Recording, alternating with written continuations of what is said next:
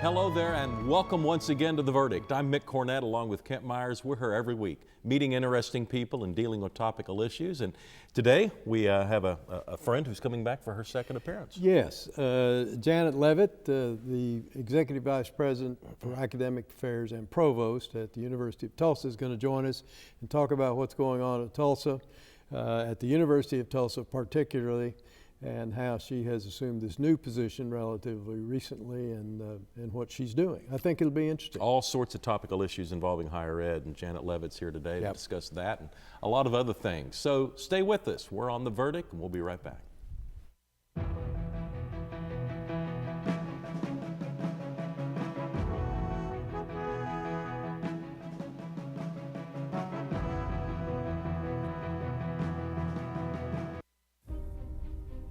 My name is Eric Smith. I'm a bow maker, and I am Chickasaw. I got a phone call, and they said, we're making a movie. We're interested in some bows and arrows. So when they told me that they were going to try to do everything in this movie to be as historically accurate as humanly possible, I knew that I wanted to be involved. And then when The Revenant went on to win many Oscars, I was very pleased. They represented us in a beautiful way. Every time I go to the woods to collect materials, my mind often wanders and I think, who was here before me? I'm doing the same thing that my people did hundreds, if not thousands of years ago. I've always been very aware that I was Chickasaw because it is a great nation. It was, it is, and I believe it always will be. See more stories about the Chickasaw people at profilesofanation.com.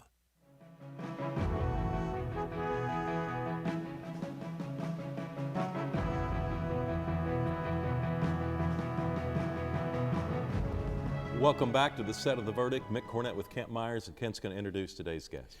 Today we're really pleased to have Janet Levit, the Provost and Executive Vice President for Academic Affairs at the University of Tulsa, join us to talk to us about what's going on in her world and what her duties now encompass. This is her second appearance on The Verdict. She appeared once before when she was Dean of the University of Tulsa Law School, a position she occupied for a number of years. She did her undergraduate work at Princeton, did her law work and her master's work at Yale University, was a law clerk to Chief Judge Stephanie Seymour at the 10th Circuit for a while, has had some other positions around the country with the Export-Import Bank and some other things, but she's now settled, I think, in Tulsa, and we're sure glad she is because she's available to come do our show. She is involved, as you might imagine, in a lot of other civic and charitable enterprises in Tulsa, trying to make Tulsa even better than it already is. But Janet, we're so glad to have you. Thanks for joining us. Thank you so much, Kent. Thank you. Welcome back. Thank you. Yeah, so Thank you. Provost, Executive Vice President of Academic Affairs, how do you define your job? How do you describe it to someone? What does that role entail? That's a good question. A lot of students ask me, what is a provost? It's one of these medieval terms that I think has survived, but the way I see it and the way we've recently reframed the position, we've done a significant restructure at the University of Tulsa, and the position really focuses on the entire student experience from the time we start recruiting the student through their graduation and career placement. And obviously the heart of that, the mission, is the academic experience, which is traditionally what a provost did for faculty, academics, curriculum. But we have included the executive vice president position, which is the new part of the position, is how it existed, really touches on everything from admissions, how we recruit students, both first-time freshmen and transfer students, how we support students when they get to the university, academically, emotionally, socially, financially, making sure that our curriculum is relevant to the 21st century and 21st century jobs, helping students understand their strengths, their weaknesses, and their career paths where they will be the most successful, helping them to graduate in 4 years, and then embracing them as they join the ranks of our alumni community. Yeah, I would think one of the biggest challenges is because universities have been around centuries, and we're going through a period of great change in the world with technology largely. And so trying to figure that out, how do you take this kind of system that's kind of been in place, kind of worked pretty well for us for a few centuries, but all of a sudden we have all these other opportunities or expectations. How do we plug all that in? So I think that's a really interesting question, and one that higher ed is grappling with. And I read sets of clips every morning, and we're grappling with it every day. Someone once said to me recently, the university is the last vestige of medieval society. And in some ways, universities are still structured as they were in medieval times. But here's our challenge. The university no longer has a monopoly on knowledge transition and content delivery, right? Khan Academy can do that. Online lectures can do that. There's lots of other means. So it's really embracing the student experience and the student community. And what is so special about the University of Tulsa is we're small, we're private, we have a very low student-faculty ratio. It's about 11 to 1. Our resident faculty are teaching our undergraduates. They're not primarily sending their graduate students into the classroom to teach undergraduates, and they engage not just in traditional classroom work, but in research, in civic engagement projects with their students, sort of hand in hand. And that is what I think is our secret sauce at the University of Tulsa. And when we wrap around a student experience that really envelops the student from the time that they're recruited, admitted, through the time they become a member of our alumni community, I think that that is the value add of the university right now. But you are going to see universities grappling with the very question you asked for a long time. Yeah, I think so. I don't want to forget what we just talked about. We'll come back to that, but I do want to take a step back or two, a little personal step for you. You went to college yourself on the East Coast, basically. How in the world did you wend your way back to Tulsa, Oklahoma? Love. No, I met my... I actually knew the answer to the question before I asked. I met my husband, Ken Levit, in law school. We actually met in a class the very first day of law school. You were taken by his smile. Not saying it was love at first sight, but it was. We became very good friends, and so it's interesting. I tell my students all the time, you can go to school, you can prepare for a certain career path. I think my career path, I assumed I would be in Washington, D.C., something in public policy or foreign policy, and then life happens, and it presents doors that are pretty interesting doors, and the excitement about life is sort of walking through those. And I can say that the journey was not always easy. When I first arrived, I think I was in a little bit of culture shock, just because I grew up in Chicago, spent a lot of time on the East Coast. I would say the community of women professionals and the culture was not as strong as some of the communities I'd been in, so that was a challenge. But in reflecting, I just turned 50 this summer, and in reflecting, it was really such an important decision for not just our family, but for the way that I felt like I was able to pursue my career trajectory while also engaging in civic life and trying to be as present as possible as a mom. And that's really hard to do in a lot of places. And I'm so grateful that the path took me to Tulsa and to the University of Tulsa. Well, so are we. We're happy about that. Thank you. When you got to the law school originally, did you do some teaching? Yes. So, and when you're a baby professor, you teach whatever they need taught. So, I taught criminal law for a while. I taught administrative law for a while. My training and passion is really international law, both the commercial side thus the Export-Import Bank, but also the human rights and just global governance side, and was doing a lot of research that was spurred from my time in government on how informal rules get made by the private sector that find their way into law. And so that was where my research was really headed as we, and then I became dean in 2007. Well, I worked for her. I taught at the Oh, University not of Tulsa. really, not really. She was No, my you boss. You were a great professor. Oh, yeah, well, you were a thanks, great boss. I professor. appreciate it.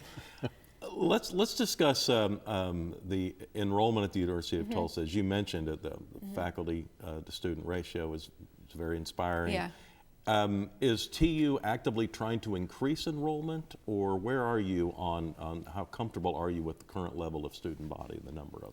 So TU is about 4,400 right now. I think we would like to grow both all of our undergraduates slightly. I think ideally we'd be about 4,000 undergrads. Yeah. We're at about 3,300 right now, about 1,000 grads and about 400 law students. So it's a slight growth to achieve the economies of scale that are important, particularly when you're supporting an 11-to-1 student-faculty ratio. The demographics nationally are turning and will turn really sharply against higher ed. One of the more interesting statistics that President Clancy talks about a lot is there will be about a 20% drop in the number of college eligible age students in 2025. And if you actually subtract 17, 18 years from 2025, you get to 2008, which is the middle of the recession, and families, couples stopped having children. It was a scary time, and it hasn't really recovered. And so universities are facing increased competition for students. Public universities are facing their pressures from state legislatures, private universities like the University of Tulsa, from these demographic trends, but also from the fact with fewer students. There's a lot of discounting of tuition that goes on, and that gets fiercer as the number of students decline. All right, let's get to a break. Janet Levit is our guest. She is not only the provost at the University of Tulsa, she's also the executive vice president of academic affairs. A lot more to come with her after this break.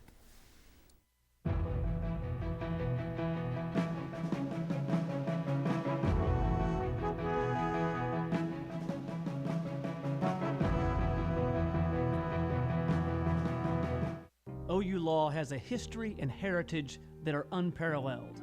At the University of Oklahoma College of Law, we empower our students to pursue the career of their dreams. We have the highest U.S. News ranking ever achieved by an Oklahoma law school. We are the first law school in the country to launch a college-wide digital initiative. And this year, our competition teams rank number 2 in the nation. OU Law, generations of excellence, limitless possibilities. The good life comes naturally to Tulsa, where nature's beauty is matched with an eye for aesthetics. A legacy of neighborhoods graced with lawns and landscaping and handsome homes. A place that seems to have patented an ideal lifestyle. Bank First is loyal to the quality of life Tulsa assures its citizens, to the priority placed on education, culture, and growth. Loyal to builders who transform raw land into residential charm. Developers who see opportunity and add vitality to Tulsa's economy.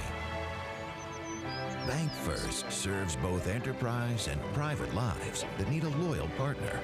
It's how we help nurture this city's very good life. Bank First. Loyal to Oklahoma. Loyal to you.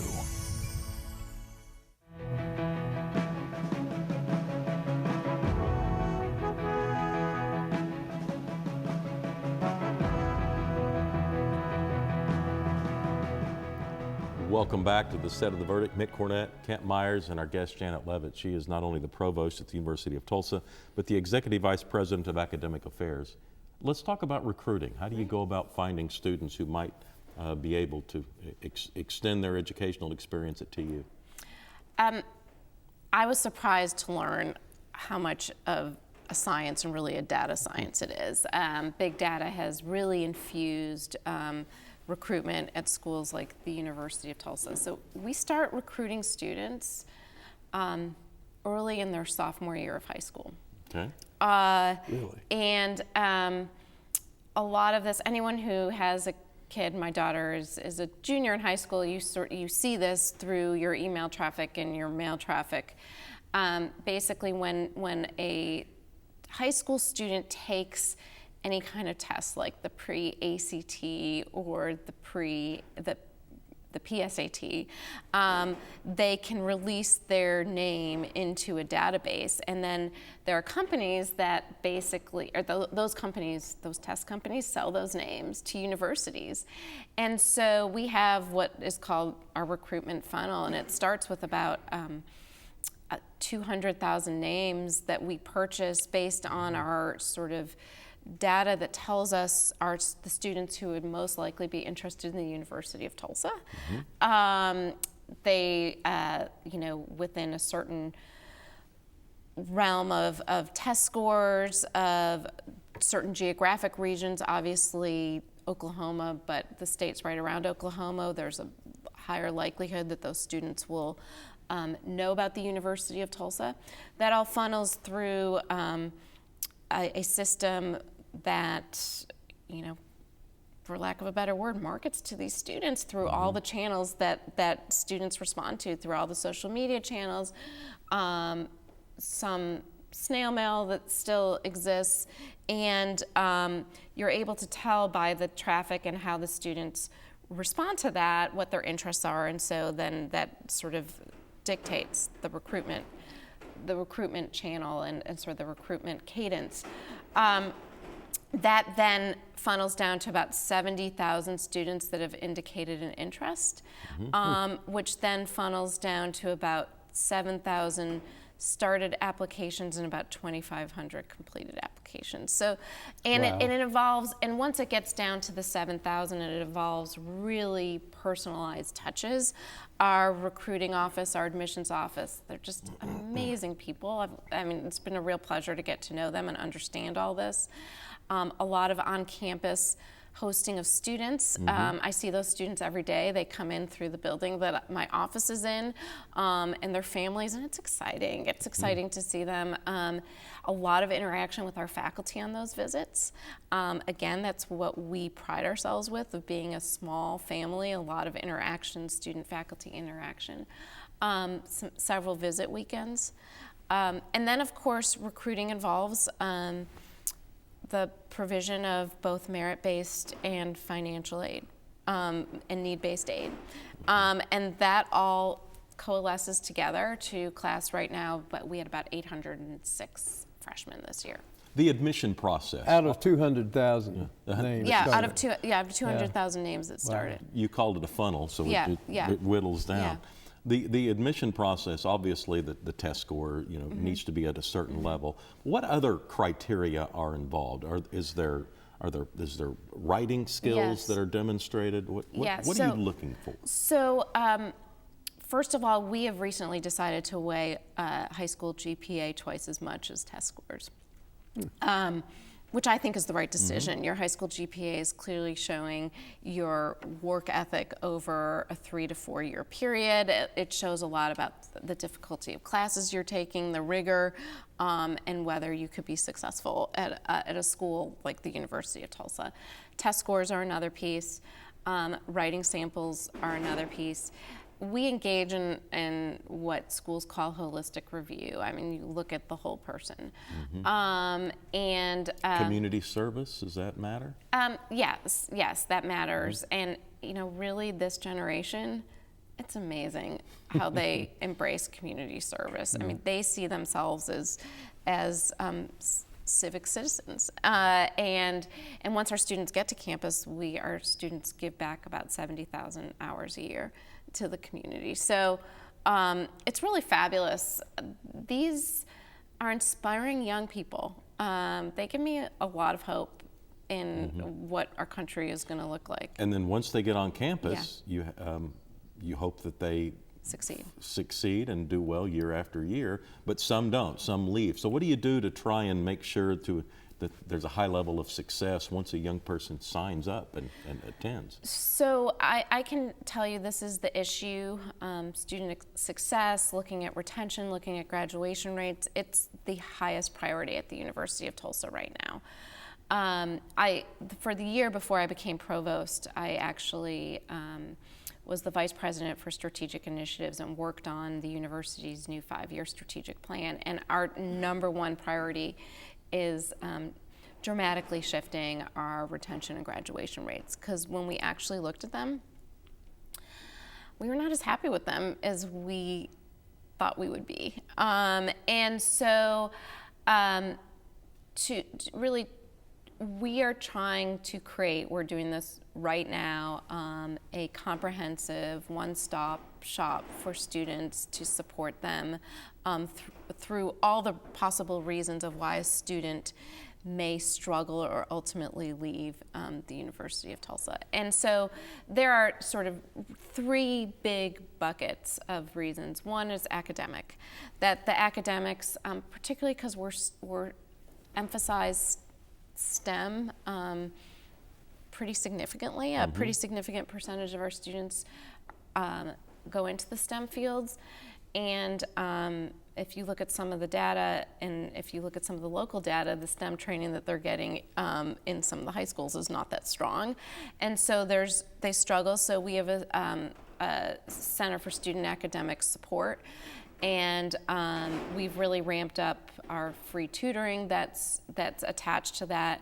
We're now using data to identify what we call bottleneck courses, those courses that students struggle with the most, and are planning this summer to roll out some bridge classes that entering students can take if the data shows that they may struggle with some of those bottleneck courses. So we support academically.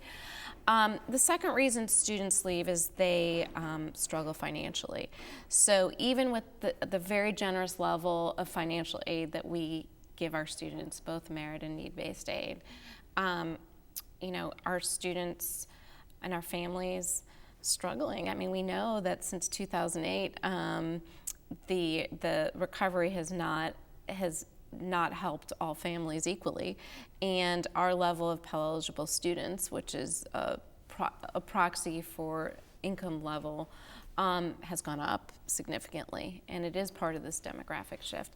So we have created some funding and some processes, some very transparent processes that students can apply for to provide additional financial support, and to hopefully alleviate their need to work as many hours as some of them do, which ties into the academic issues. And then the third set of issues, which is very real on college campuses, and I worry about this as a mother as well as provost. Got about a minute left, just so you know. Is psychological and social issues, and so we've invested in a Center for Counseling and Psychological Support to help students who are, a lot of it's stress. Yeah, counseling and stress, and you see this all over the country right now. Universities are really having to focus on the mental health of their students and address it and support them. All right. Janet, thank you so much for coming on and getting us more information about your job and TU's efforts. Yeah, and good luck. Thank I know you. It's a wonderful atmosphere there, and you're great in keeping it that way. Thank you so much. Thank you for having me. It was a pleasure. Janet Levit is the Provost and Executive Vice President for Academic Affairs at Tulsa. Kent and I'll have a final word when we get back right after this.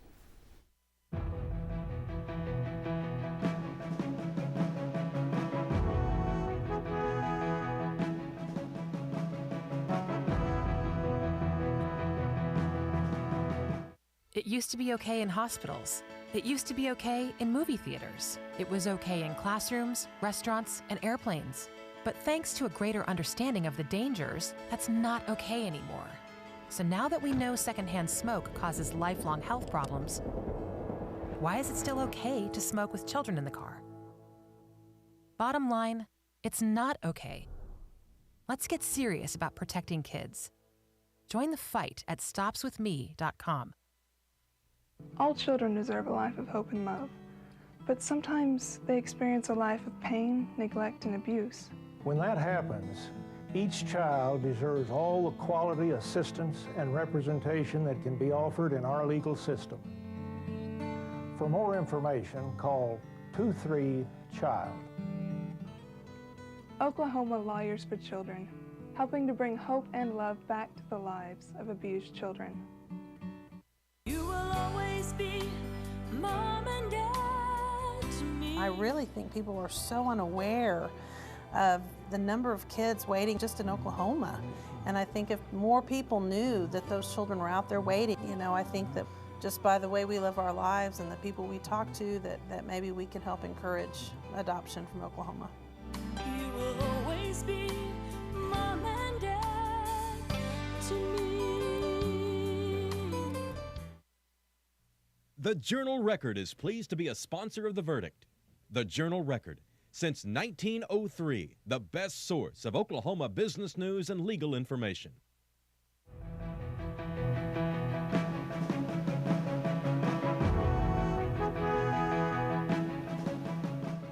Welcome back to the set of The Verdict. We are wrapping up a show with Janet Levit, who is giving us a lot of information about Tulsa University and the changing operations of universities today. It's just mind-boggling how fast things are changing. Yes, and I think that we can see from listening to what Janet had to say that Tulsa's on top of the changing times and a way to solve some of their problems. Yeah, well, the state's benefiting, no question, from TU's efforts and the graduates that are coming out of that university. Is a jewel in a dusty landscape. We have some website information, how you can get more information about TU and Janet's work. You can go to the website at utulsa.edu, that's utulsa.edu. And we have a website. We'd love for you to go on there and talk about a guest that you'd like to see on a future show or a topic that you'd like to see us discuss. That website is theverdict.tv, theverdict.tv. That's going to do it for this week's show. We appreciate Janet coming on. Kent, good to see you again. Thank you. Good to see you. I see you once a month. We'll be back next week with another show right here on The Verdict.